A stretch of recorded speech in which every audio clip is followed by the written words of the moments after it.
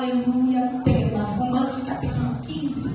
Mas nós vamos fazer uma leitura do versículo 1 ao versículo 6, para que você entenda o texto e compreenda aquilo que o Espírito Santo já tem ministrado a este lugar.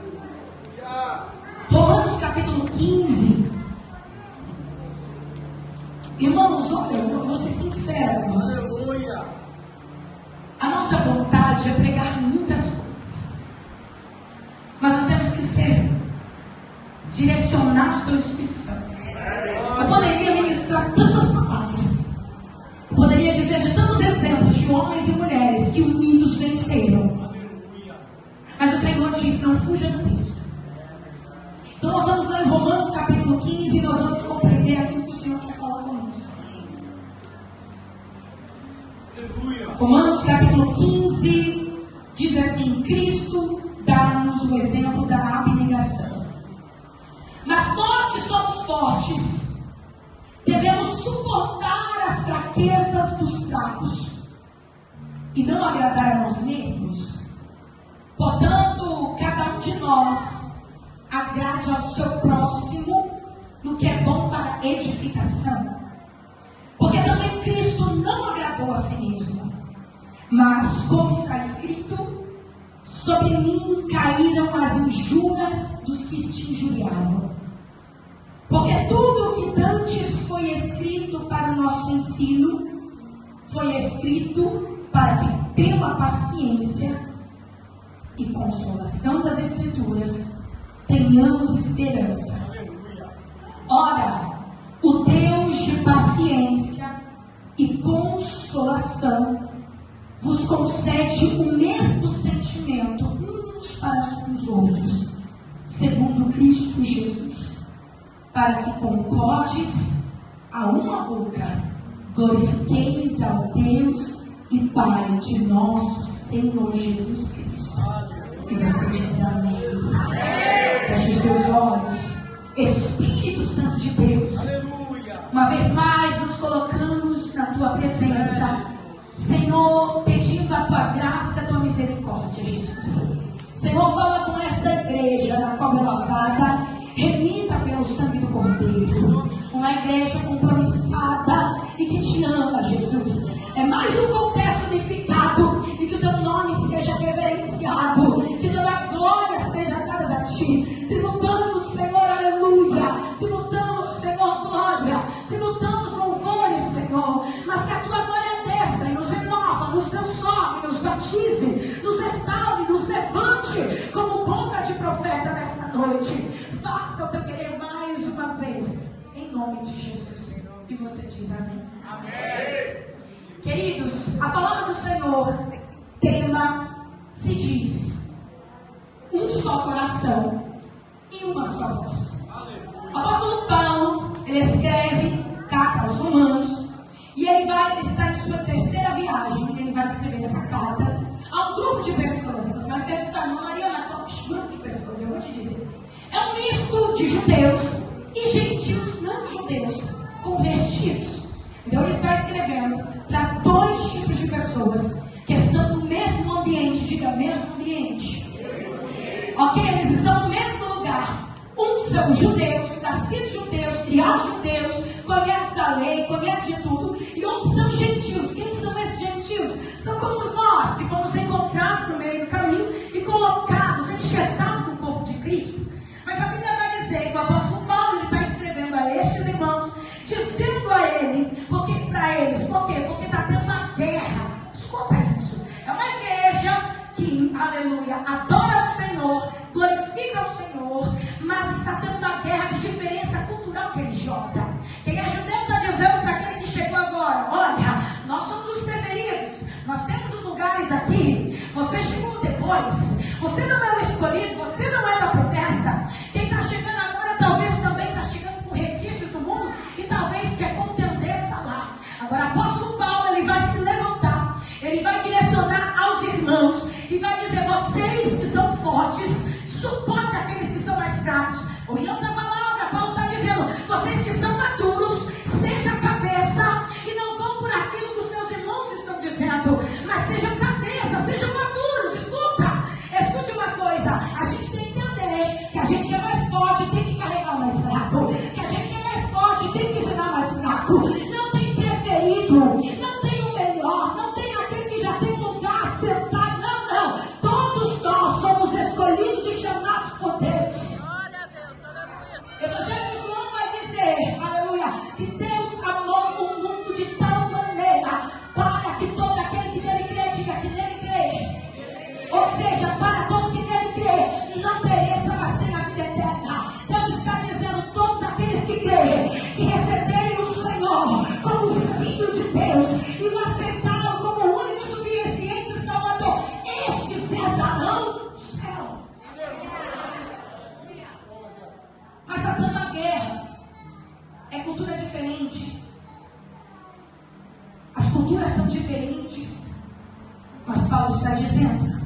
Vamos unir as nossas forças.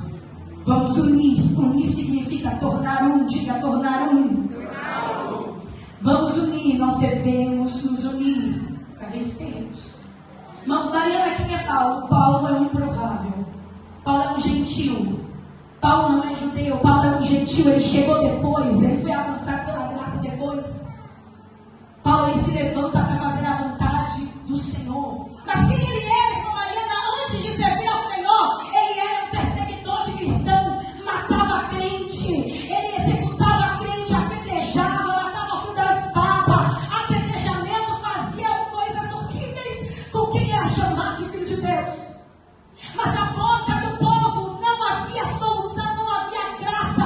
Não havia misericórdia.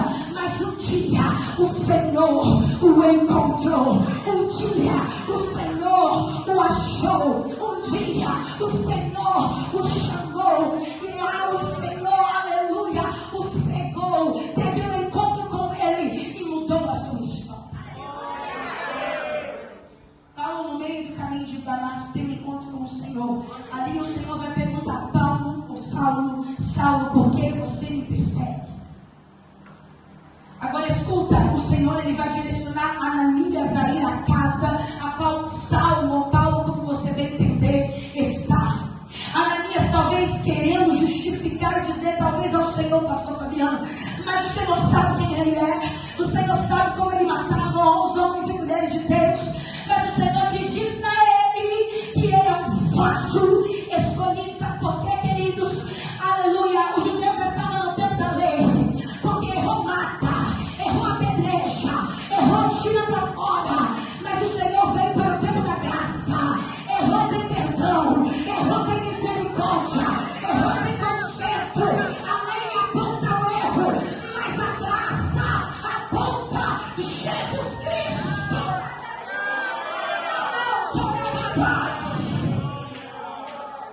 Aleluia. Apóstolo Paulo está dizendo: eu sou a prova viva de que se eu estivesse na mão dos homens, eu estaria morto. Mas como eu estou na mão de Deus, tem graça, tem misericórdia e tem solução para as nossas vidas. Ele está dizendo aos irmãos: parem de confusão, parem de se entregar, parem de se espalhar, vocês têm que se unir. Na minha linguagem, eu estou falando para que você entenda. Ele está apontando e dizendo: olha para Jesus, o maior exemplo daquele que amou e serviu sem pedir nada em troca. Ele está dizendo: irmãos, olhem para o autor e consumador da nossa fé. O maior exemplo, Jesus, aquele que não precisava servir, mas serviu. Aquele que não precisava batizar, mas batizou. Aquele que não precisava tomar da ceia, mas tomou. Porque ele é o maior exemplo. Ele é o maior exemplo. Paulo vai dizer: olha, sede meus imitadores como eu sou de Cristo. Tudo que Cristo faz, eu faço. E tudo que eu faço, aleluia, eu estou ligado a Cristo. Faça também. Ele está dizendo: suporte o teu irmão. Aleluia. Eu vou ter que falar. Diga para alguém: suporte o teu irmão. Dói. Fala para o outro. Diga: suporte o teu irmão. Não vim pregar doutrina para você, eu vim pregar a palavra, tá? O pastor, ele aqui discipula vocês, mas é a palavra. O maior dos sentimentos é o amor. O maior dos sentimentos é o amor. A Bíblia vai dizer: olha, a esperança, aleluia, e ao amor. O amor é um dos maiores sentimentos. Aí a Bíblia vai dizer: olha, ainda que eu falasse a língua dos anjos, dos homens, ainda que eu cantasse, ainda que eu adorasse, mas se eu não tiver amor, não tem nada, valeria. Paulo está pregando aquilo que o Espírito Santo está dizendo a ele. E Paulo, aleluia, escuta uma coisa. Paulo teve que provar para os irmãos que ele mudou durante mais ou menos 13 anos. Foram 13 anos provando que houve mudança. Foram 13 anos provando que ele tinha mudado. Foram 13 anos provando que ele não era o mesmo. Foram 13 anos, às vezes alguns irmãos olham e dizem: não mudou. É fogo de palha. Vai voltar atrás. Alguém já ouviu isso? Se era do mundo, bebia, fumava, se prostituía, veio para Deus, aceitou Jesus. Aí alguém diz: olha, só fogo de palha, porque vai voltar. Alguém, aleluia, às vezes eu fico imaginando Paulo tentando sentar na mesa e alguém saindo dizendo, ele não mudou. Só que no meio deste povo existe alguém, aleluia, que tem amor. Quem é ele, irmão Marina? Barnabé, filho da consolação. O texto está dizendo sobre consolação e sobre esperança e paciência. Barnabé viu o que ninguém quis ver. Barnabé enxergou o que ninguém quis enxergar. Barnabé amou como ninguém quis amar. Barnabé, quando todo mundo dizia, Paulo, eu não acredito em você, Barnabé se levantou e disse, eu acredito na mudança que Jesus fez a sua vida. Levanta a tua mão que eu quero profetizar. Deus está dizendo, eu estou levantando Barnabé na tua vida. Deus está dizendo, eu estou levantando Barnabé, homem corajoso, generoso, encorajador. Deus está dizendo, eu estou colocando alguém do teu lado para te encorajar e dizer não desista. Estou colocando alguém do teu lado para dizer palavras de esperança para você. Deus está dizendo, esta igreja, eu levantarei Barnabés. Generoso e encorajador. Generoso e encorajador. Aleluia. Aleluia. Barnabé. Pouco citado, pouco falado, pouco pregado. Quase não ouço nada dele. Mas seu significado, seu nome significa filho da consolação. Aquele que consola. Aquele que tem um ombro para você chorar. Aquele que tem uma palavra para te consolar. Aquele que tem uma palavra também para me orientar. Queridos, Deus procura Barnabés na nossa nação, na nossa cidade. Paulo está dizendo à igreja de Romanos, irmãos, uni as vossas forças, suportai o mais fraco. Outrora eu era fraco, mas agora eu sou forte. Outrora eu estava caído, mas hoje eu estou de pé. Por causa de um Barnabé na minha vida, precisamos uns dos outros. Diga assim, eu preciso do meu irmão e ele precisa de mim. Glórias. Dá para aguentar? Dá para segurar aí? O Senhor me deu algo e eu vou explanar aqui para você. Nós estamos falando sobre união, sobre unidade, sobre unir ou se tornar um só. E aqui eu quero declarar, através das escrituras, que a unidade começa no coração. Diga, a unidade começa no coração. Mateus capítulo 6 vai dizer, aonde estiver o seu tesouro, aí está o seu coração. Quando a gente fala de coração, a gente não fala do órgão humano que bombeia sangue para todo o corpo, não é isso. Quando Deus fala, quando Deus menciona em sua escritura, em sua palavra sobre coração, Ele está falando de todo o intelecto do homem, aonde passam as emoções, aonde passam os desejos, os prazeres, todo o intelecto do homem se encontra no coração. O intelecto do homem nada mais, nada menos é que sua mente. Então Deus está dizendo, através de Romanos, como foi falado em Romanos capítulo 12, que há uma mudança de mente. Só dá uma mudança de mente você vai viver a boa, perfeita e agradável vontade de Deus. Assim, a Bíblia vai nos dizer que a unidade começa na mente. A minha mente precisa entender, o meu coração precisa entender que eu preciso me unir, que eu preciso me juntar, que eu não posso ficar só, mas que eu preciso, aleluia, desaguar aquilo que eu tenho em mim. Eu preciso derramar, eu preciso crescer, eu preciso fazer avançar. A graça não acaba em mim, a graça vai além de mim.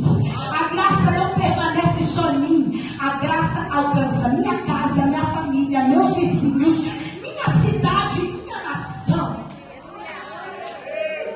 Pedro é levantado como cabeça, por isso que Jesus vai dizer a ele, e sobre esta pedra eu edificarei a minha igreja. Quando Jesus está falando com Pedro, o Senhor vai dizer, você me ama? Ele diz, eu te amo, então apacenta minhas ovelhas. Pedro significa Pedros, que vem de Pedro. Agora escuta, Pedro veio para pastorear Jerusalém.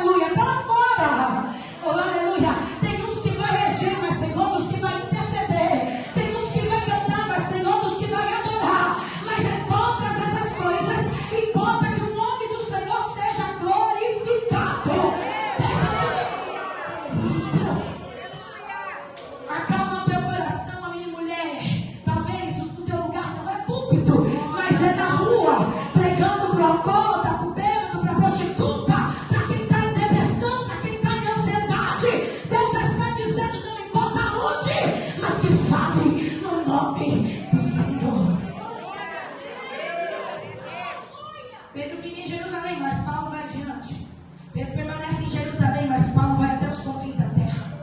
Pedro, ele discipula os irmãos da cidade, vai formando obreiro, vai cuidando da igreja, e Paulo vai fazendo missões.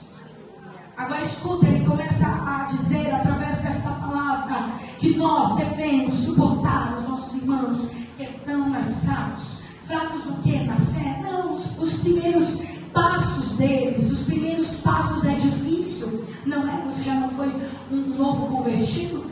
Não é fácil. Mas nós precisamos ajudar os nossos irmãos. Agora, eu disse para você que a unidade começa no coração, aonde tem todo sentimento.